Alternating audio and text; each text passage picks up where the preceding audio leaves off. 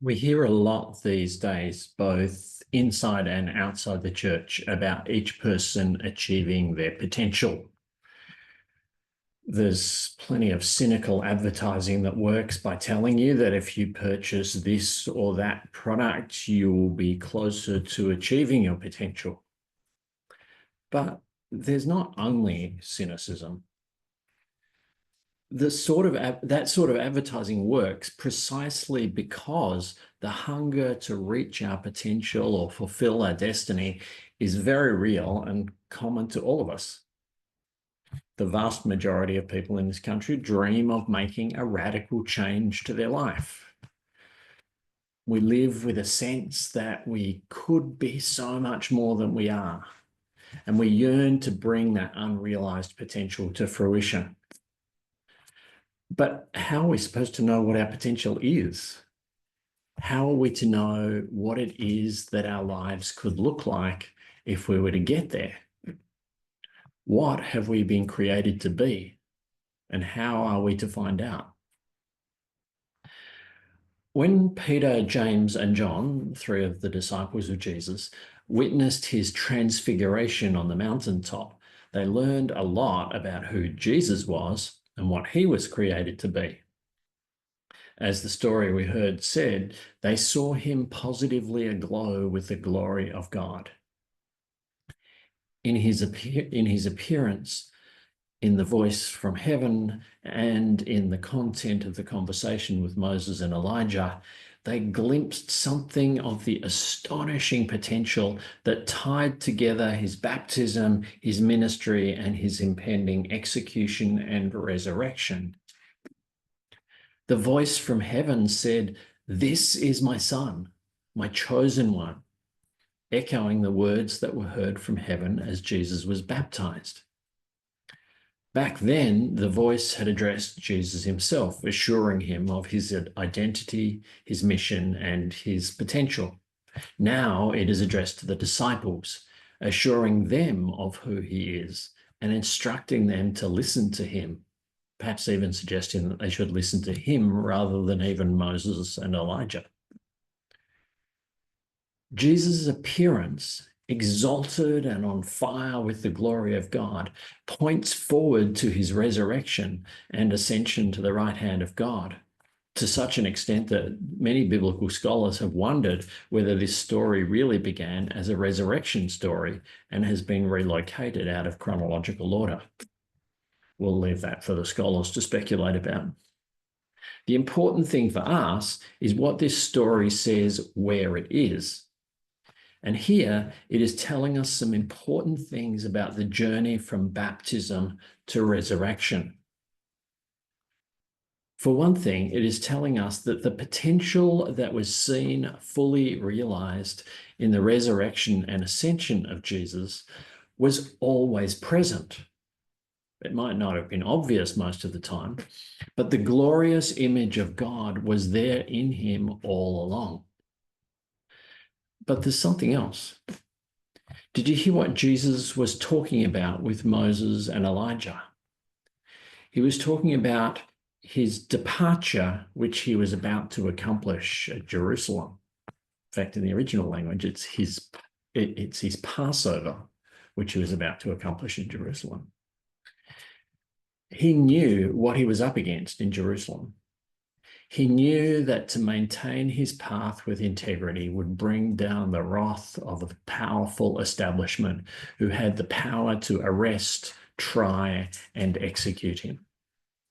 And he knew that only by maintaining his path with integrity could he fulfill the potential declared at his baptism and reach the destiny of resurrection glory. But none of us is Jesus. So what has all this got to do with us and fulfilling our potential? Well, let's listen again to what the Apostle Paul said in our reading from his second letter to the Corinthian church.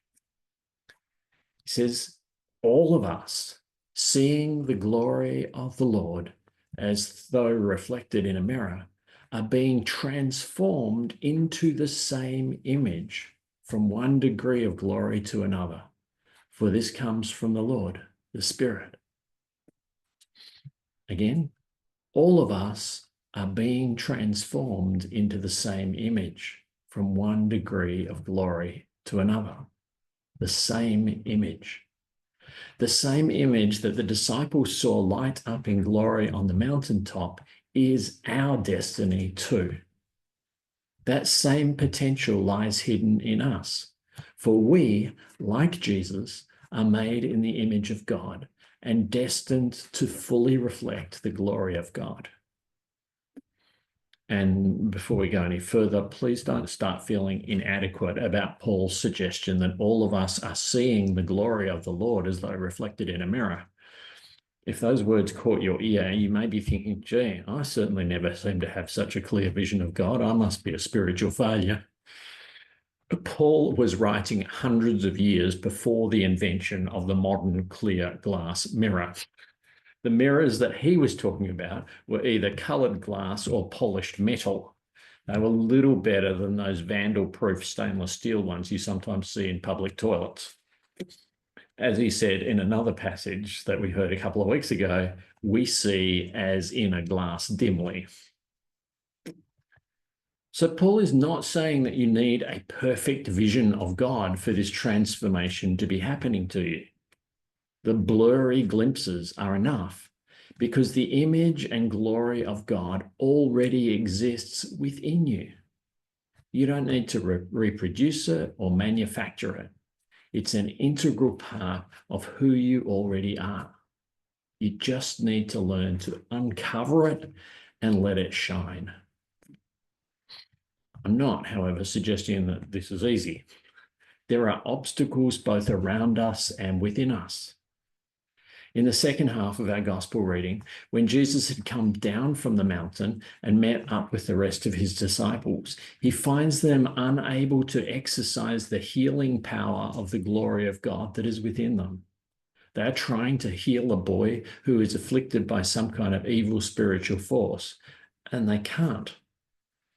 In exasperation, Jesus says, "How much longer must I bear with you, faithless and perverse generation?" In part, he's probably just being a bit grumpy, but in part too, he is acknowledging the difficulty of charting a completely different course than the culture, than the rest of your generation. Going against the flow requires unusual courage, but it's also hard because it is much more difficult to imagine what might be possible and to catch a vision of how you might be part of it. Almost all of the role models, the examples and influences point in the other direction. And there are internal obstacles as well. The demonized boy in this story illustrates this. And did you notice the way the gospel writer tied the portrayal of that boy to the vision of the transfiguration on the mountain? Did you hear the concerned father echoing the voice of the heavenly Father on the mountaintop? He cries out to Jesus, "Look at my son, my only son." So we have the only son on the mountaintop fully reflecting the glory of God, and the only son down below in the grip of something demonic that keeps the glory of God well and truly buried and out of sight. There's no suggestion that the boy is evil or demonic. The boy, like all of us, is created in the image of God and is destined to reflect the full glory of God. But at this point, like a rampant virus, something evil has colonized him and is destroying him. But Jesus rebuked the unclean spirit, healed the boy, and gave him back to his father, and all were astounded at the greatness of God. This Wednesday, we will begin our annual journey through the season of Lent. The season of Lent is all about this stuff, about tackling the obstacles that would lock us into the futile and unhealthy ways of our faithless and perverse generation.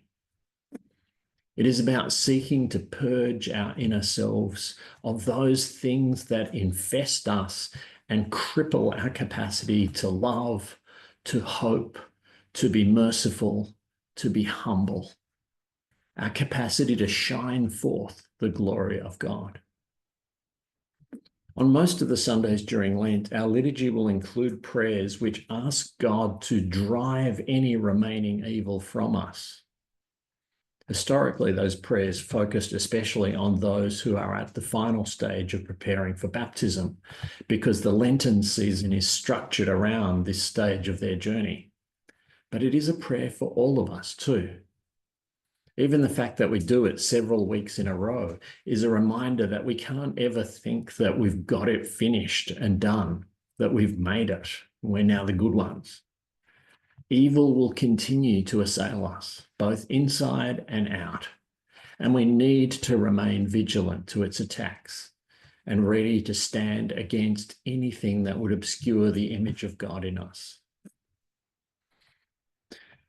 It will not just be the prayers in the Sunday liturgies that help us here.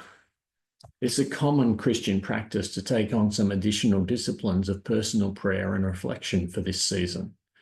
And our guidelines and suggestions for this should be coming your way in the email between now and Wednesday. They don't only focus on the inward dimensions, though. We endeavour to take seriously the influence of a faithless and perverse generation on us. All of this is to better enable us to undergo the transformation from being like the helpless only son at the foot of the mountain to the gloriously transfigured only son on top of the mountain.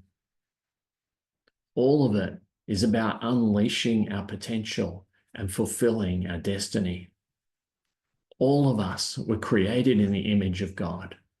And in Jesus the Christ, we have seen what that potential looks like, fulfilled and on fire with the glory of God. The connection I mentioned earlier between the Transfiguration story and the resurrection stories is written into this Lenten journey. On this last Sunday before the journey begins each year, we hear this story. And when the journey ends, we will be celebrating the resurrection. In between, the journey of transformation takes us by the way of the cross. Those who would realize their potential and achieve their destiny with the transfigured and risen Christ must walk with him the way of the cross.